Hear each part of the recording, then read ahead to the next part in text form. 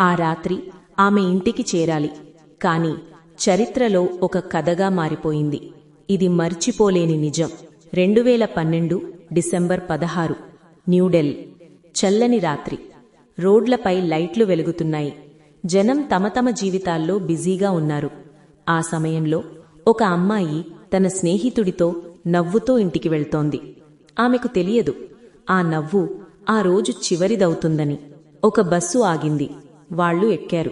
మొదట్లో సాధారణంగా కనిపించిన ఆ ప్రయాణం కొన్ని నిమిషాల్లోనే భయంకరంగా మారిపోయింది. ఆ రాత్రి మనిషితనం ఓడిపోయింది. ఆమెపై జరిగిన దారుణం దేశం మొత్తం గుండెల్లో కోపం నింపింది. ఆమె ఆసుపత్రిలో పోరాడుతోంది. ప్రతి ఊపిరి ఒక యుద్ధంలాగా. దేశం మొత్తం ఒకే మాట చెబుతోంది, ఫైట్, ప్లీజ్ ఫైట్. ఆమెకొక పేరొచ్చింది, నిర్భయ. భయాన్ని జయించిన అమ్మాయి. కాని జీవితంతో చేసిన ఆ పోరాటంలో ఆమె చివరికి ఓడిపోయింది.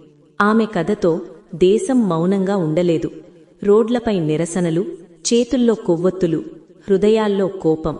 ఈ సంఘటన 2012 ఢిల్లీ గ్యాంగ్రేప్ కేస్గా చరిత్రలో నిలిచిపోయింది. చట్టాలు మారాయి, న్యాయం జరిగింది. కాని ఆ గాయం మాత్రం ఎప్పటికీ మానదు.